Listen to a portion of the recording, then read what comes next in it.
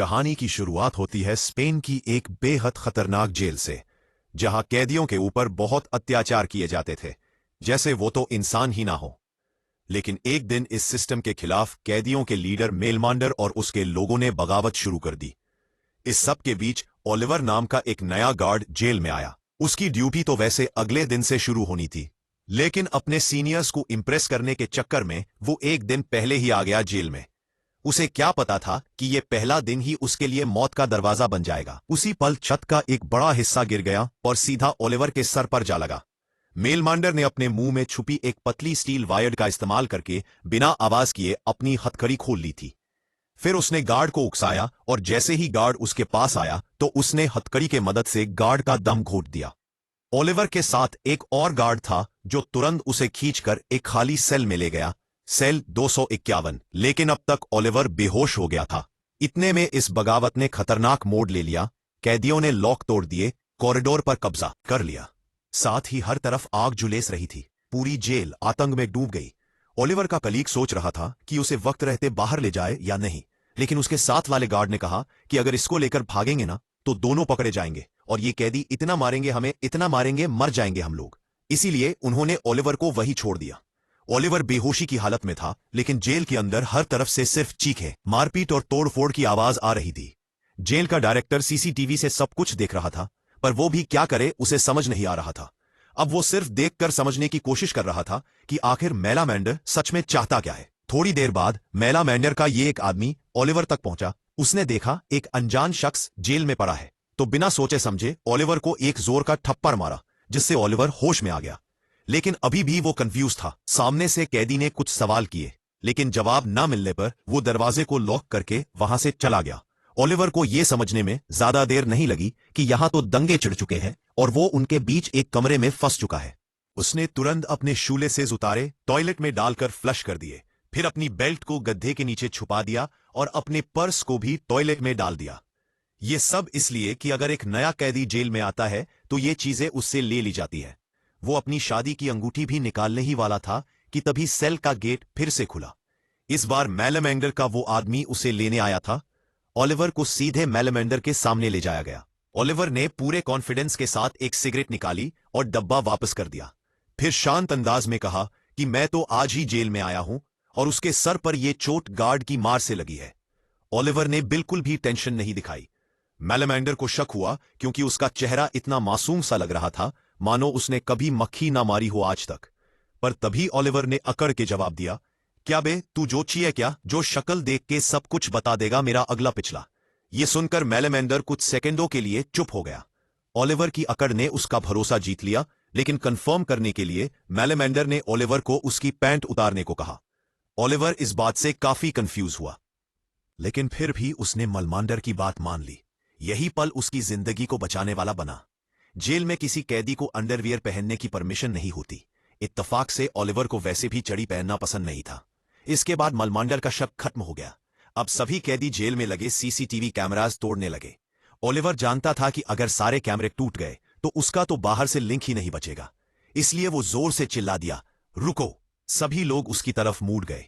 Oliver ने कहा कि एक कैमरा छोड़ देना ताकि हम अपनी डिमांड्स को बाहर तक पहुंचा तो पाएं। अगर ये चाहते हो कि जेल के कर्मचारी देख ना पाएं तो कपड़े से ढक दो उसे। मेलामेंडर को उसका यह आइडिया सही लगा। इसके बाद ओलिवर भरोसा जीतने के लिए कैमरास को खुद कवर करने के लिए निकल पड़ा। उसने बहुत धीरे से कैमरा के सामने चढ़कर कपड़ा डाला ताकि कैमरा में अच्छे से उसकी शक्ल दिख जाए, और कंट्रोल रूम में मौजूद लोग तुरंत समझ गए कि ये गार्ड उनका ही आदमी है। अब सिर्फ कंट्रोल रूम में मौजूद लोग और ओलिवर ही जानते थे कि वो असल में एक गार्ड है। फिर भी मेलामेंडर को थोड़ा शक तो था। वो ओलिवर को उस गार्ड के पास ले गया जिसके पास चाबियां थी। उससे पूछा गया कि यह वही गार्ड है जिसने तुझे मारा था। ओलिवर और वो दूसरा गार्ड एक दूसरे को देखते ही समझ गए कि अब दोनों की जान का सवाल है, तो दोनों ने एक दूसरे को पहचानने से इनकार कर दिया। लेकिन मेलामेंडर के लोग फिर भी उस गार्ड को पीटने से नहीं रुके। इसी बीच जेल डायरेक्टर ने आखिरकार स्पेशल फोर्सेस से मदद मांगी, जिसके बाद एक स्पेशल फोर्सेस की टीम ने तुरंत जेल के बाहर पहुंचकर अपनी पोजीशंस ले ली। ऊपर से ऑर्डर्स बिल्कुल सिंपल थे, सिर्फ 2 गार्ड्स को बंदी बनाया गया है। कैदियों की कोई मांग नहीं मानी जाएगी। सीधा ऑपरेशन चालू करो और जेल का कंट्रोल वापस लो। लेकिन उसी वक्त एक चौंका देने वाली खबर आई। जेल के अंदर 3 काफी इंपॉर्टेंट पॉलिटिकल कैदी भी थे जिनका अभी तक यहां से ट्रांसफर नहीं हुआ था, और मीडिया को भी दंगों की खबर मिल चुकी थी। पूरे देश का फोकस अब इस जेल पर था। ये तीनों कैदी बहुत बड़े लीडर्स हैं। अगर इनको कुछ भी हुआ तो बहुत बड़े लेवल पर दंगे भड़क जाएंगे। लेकिन वेलमांडर ने पहले ही इन तीनों को कंट्रोल में ले लिया था। उसने सीसीटीवी के जरिए जेल मैनेजमेंट को यह बता भी दिया। अब उन तीनों को बंदी बनाने के बाद कैदियों की पावर बहुत ज्यादा बढ़ गई। सभी कैदी खुशी से झूम रहे थे। कंट्रोल रूम में बैठा जेल डायरेक्टर यह समझ गया कि यह पानी सर से ऊपर जा चुका है, जिसके बाद एक आदमी को कैदियों से बातचीत करने के लिए बुलाया गया। वेलमांडर का पिछला रिकॉर्ड भी सामने आया। 10 साल पहले भी उसने एक बगावत की थी जिसमें उन्होंने एक गार्ड को मार दिया था। तभी से वो जेल का बॉस बना बैठा है। वेलमांडर ने ओलिवर से कहा कि कुछ डिमांड्स लिखने में मेरी मदद करो। डिमांड बेसिक थी, जेल के कमरों की हालत सुधारो, 15 दिन में एक बार फैमिली से मिलने का हक दो, और कैदियों को सही हॉस्पिटल में ट्रीटमेंट दिया जाए, क्योंकि डॉक्टर उन्हें सलाखों के पीछे से चेक करते हैं। और पहले भी एक कैदी जिसके दिमाग में ट्यूमर था, उसे कहा कि तेरे सर में कोई दर्द नहीं तो झूठ बोल रहा है। उस बेचारी की दर्द के मारे जान चली गई। ओलिवर को मेलामेंडर की डिमांड्स में कुछ भी गलत नहीं लगा। मेलामेंडर की लीडरशिप देखकर ओलिवर इंप्रेस हो गया। बातचीत के दौरान ओलिवर ने मेलामेंडर को बताया कि मेरी वाइफ प्रेग्नेंट है, मेरा बच्चा पैदा होने वाला है और मैं जेल में फंसा हूं। मेलामेंडर को यह सुनकर अफसोस हुआ। ओलिवर ने एक झूठी कहानी बनाई कि जिस आदमी को मैंने मारा है वो एक ड्रग डीलर था, उसने मेरे छोटे भाई को मार डाला, तो आखिर में मैंने बदला ले लिया। यह बात सुनकर मेलामेंडर को उसके लिए और बुरा लगा। ओलिवर काफी जल्दी मेलामेंडर के करीब आ रहा था। तब तक नेगोशिएटर भी जेल में पहुंच गया। मेलामेंडर ने ओलिवर से कहा कि इसकी तलाशी लो। ओलिवर ने बड़ी चालाकी से तलाशी लेते हुए ही तीनों बंदी बनाए गए कैदियों की लोकेशन बता दी और बाद में अपनी डिमांड्स को नेगोशिएटर के सामने रख दिया। नेगोशिएटर ने कहा कि मैं तुम्हारी डिमांड्स को ऊपर भेजकर वापस आता हूं। जाते जाते मेलामेंडर ने उससे कहा कि मेरे सारे भाई सुबह से बहुत काम कर रहे हैं, भूख लगी, हमें अच्छा खाना लेकर आना। ठीक है। साथ ही उसने कहा कि ओलिवर कूस की पत्नी से बात करने की इजाजत दी जाए। इस पर नेगोशिएटर ने कहा कि हां, बात तो मैं करवा सकता हूं, इतना मेरे कंट्रोल में है तो मैं इसे ले जाता हूं और वापस छोड़ जाऊंगा। मेलामेंडर उसकी बात पर भरोसा दिखाते हुए मान गया, लेकिन उसने सख्ती से कहा कि ओलिवर को कुछ नहीं होना चाहिए। मेलामेंडर ने थोड़े ही समय में ओलिवर के ऊपर कुछ ज्यादा ही भरोसा कर लिया था। ओलिवर के लिए यह कमाल का मौका था। पर इससे पहले कि गेट खुलता, अंदर से चीखने की आवाज सुनाई दी। चीख सुनते ही मेलामेंडर ने नेगोशिएटर को पकड़ लिया और ओलिवर से कहा कि जाओ कर देखो क्या हुआ है। ओलिवर भाग के देखने गया। पता चला कि 2 कैदियों के बीच में झगड़ा हो गया था। एक के सर पर चोट लगी तो वो बेहोश हो गया। कंट्रोल रूम में बैठे हुए स्पेशल फोर्सेस के कमांडर ने यह देखा और वो समझ गया कि कोई तो बहुत इंपॉर्टेंट इंसान मरा है। इसके बाद उसने अपनी टीम को जल्दी से अटैक करने का ऑर्डर दिया। ओलिवर को तुरंत समझ आ गया कि अगर स्पेशल फोर्सेस अंदर आएं तो खून की नदियां बहेंगी। वो फटाफट उन 3 होस्टेजेस को सर्विलेंस कैमरा के सामने ले आया ताकि कमांडर यह देख सके कि सब कुछ नॉर्मल है। जैसे ही कमांडर ने उन्हें सीसीटीवी में देखा तो उसने ऑर्डर्स रोक दिए। अब बातचीत फिर से चालू हो गई। ओलिवर की समझदारी और हिम्मत ने सबकी जान बचा ली थी, लेकिन मेलामेंडर को यह हजम नहीं हुआ कि यह आज ही जेल में आया, आज ही हीरो बन रहा है। लेकिन ओलिवर समझ गया कि हीरो नहीं बनना है। उसने सबके सामने मेलामेंडर का हाथ उठा दिया कि सर ने ही तो मुझे कहा था ये सब करने को।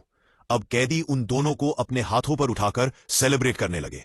मेलामेंडर ने कहा कि काम तो बढ़िया किया तूने, लेकिन अगली बार बिना पूछे कुछ किया ना तो तुझे छोड़ूंगा नहीं।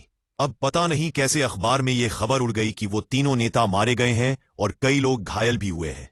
इसी बीच ओलिवर की पत्नी एलेना एक रेस्टोरेंट में खाना खा रही थी। टीवी पर उसने देखा कि वही जेल जिसमें उसका पति काम करता है अब सभी न्यूज चैनल्स पर छाई हुई है। वो बहुत घबरा गई और उसने ओलिवर को फोन किया, लेकिन हर बार उसका नंबर आउट ऑफ रीच आया। काफी कोशिशों के बाद जब उसकी ओलिवर के एक कलीग से बात हुई तो उसने सिर्फ इतना कहा कि ओलिवर दूसरी ब्रांच में ड्यूटी पर है और शायद काम की वजह से उसका फोन बंद होगा। लेकिन एलेना समझ गई थी कि कुछ तो गड़बड़ जरूर है। उसने जल्दी से अपनी कार उठाई और जेल के बाहर पहुंच गई। तब तक वहां कई कैदियों के परिवार वाले भी जमा चुके थे। सब लोग बस ये जानना चाहते थे कि उनके परिवार का आदमी ठीक तो है ना। एलेना भी उस भीड़ में घुस गई और ओलिवर के बारे में सवाल पूछने लगी, लेकिन किसी ने कोई खास जवाब नहीं दिया। अंदर जेल में मेलामेंडर अपने बाकी साथियों के साथ खाना खा रहा था। ओलिवर भी बड़े इंटरेस्ट से मेलामेंडर की पुरानी कहानियां सुन रहा था। तभी एक और कैदी जिसके वजह से पहले झगड़ा हुआ था दिखाई दिया। मेलामेंडर तुरंत उसके पास गया और उसे सबक सिखाया, क्योंकि उसकी वजह से अभी पूरा प्लान बिगड़ जाता। उसने सबकी जान खतरे में डाल दी थी। इसी बीच ओलिवर ने मौका देखा और मेलमांडर की कुर्सी पर रखा हुआ वॉकी टॉकी चुपके से चुरा लिया। उसे अपनी पत्नी की बहुत चिंता हो रही थी। उसने तुरंत अपने कोलीग को कांटेक्ट किया और कहा कि एलेना को बता दे कि वो ठीक है। उसके कोलीग ने ओलिवर को तसल्ली दी और कहा कि हमने एलेना से बात कर ली और सब कुछ अरेंज भी कर दिया गया। तभी मेलमांडर और उसके साथी जेल के अंदर लगे टीवी पर बाहर हो रहे प्रोटेस्ट को देख रहे थे। हर तरफ रिश्तेदारों का हल्ला था। कैमरा उनकी फुटेज दिखा रहा था। मेलमांडर ने फैसला किया कि उन्हें जेल वालों से दोबारा बात करनी होगी। लेकिन जैसे ही वो वाकी टॉकी ढूंढने लगा, वो तो उसकी कुर्सी पर नहीं था। उसने और उसके आदमियों ने वाकी टॉकी हर जगह ढूंढा पर वो कहीं नहीं मिला। मेलमांडर सोच में पड़ गया कि ये गया कहां। लेकिन तभी ओलिवर वाकी टॉकी ले आया और कहा कि मैंने ही इसे संभाल कर रखा था, क्योंकि अगर वाकी टॉकी गलत हाथों में चला गया तो गड़बड़ हो सकती है। उसकी बात ठीक भी थी, इसलिए किसी को शक नहीं हुआ। लेकिन बैल्कनी से अपाचे ने सब कुछ देख लिया था। वो तुरंत अपने कमरे में गया, एक छोटे टिन के डब्बे में छुपा हुआ मोबाइल निकाला और उस गार्ड को कांटेक्ट किया जो उसका जानकार था। पता चला कि अपाचे असल में एक खबरी था जो असल में जेल अथॉरिटीज के लिए काम करता था। इसी तरह उसने तुरंत ओलिवर की असली आइडेंटिटी जान ली। जेल के बाहर लोग और ज्यादा गुस्सा हो रहे थे। कुछ ने तो गार्ड ऑफिस पर पत्थर भी फेंकना शुरू कर दिया। ये देखकर गार्ड यूट्रेला, जो पहले ही गुस्से में था, कंट्रोल खो बैठा। उसने तुरंत एक टीम बनाई जो हाथ में लाठियां लेकर लोगों पर टूट पड़ी। सब पर बिना सोचे समझे मार पड़ने लगी। यहीं पर टीवी स्क्रीन पर ओलिवर ने अपनी पत्नी को देखा, भीड़ में छोटी सी डरी हुई आंखों के साथ। उसने जल्दी से मेलमांडर से वॉकी टॉकी मांगा और गुस्से में अपने जेल वाले कलीग से पूछा कि तुमने तो कहा था कि सब कुछ अरेंज कर दिया गया है, तो मेरी पत्नी वहां क्या कर रही है। तभी उस कलीग को पता चला कि मीडिया ये सब लाइव कवर कर रही है और कह दिया अपने परिवार को टीवी पर देख पा रहे हैं। जेल अथॉरिटीज ने तुरंत एक्शन लिया और पूरी जेल का टीवी सिग्नल काट दिया। इसी बीच प्रोटेस्ट में टेंशन और बढ़ गई। एलिना को अपने पेट में दर्द महसूस हुआ। धीरे धीरे भीड़ में धक्का मुक्की होने लगी। इसी बीच एलिना पर डंडे से वार हुआ और उसे मारने वाला था यूट्रेला। एक वार से एलिना बेचारी जमीन पर गिर पड़ी। मीडिया कैमरा ने यह सब कुछ रिकॉर्ड कर लिया। जेल के अंदर टीवी सिग्नल कट होने से कैदियों का गुस्सा और भड़क गया। मेलमांडर ने तुरंत वॉकी टॉकी उठाया और मैनेजमेंट से डिमांड की कि इंजर्ड लोगों की लिस्ट भेजी जाए। जब ओलिवर ने अपनी पत्नी के बारे में पूछा, तब जेल अथॉरिटीज ने झूठ कहा कि सब ठीक है। तभी अपाचे उसके पास आया। उसने ओलिवर को धमकाते हुए कहा कि अगर मेरी बात नहीं मानी ना, तो सबके सामने तेरी सच्चाई बता दूंगा।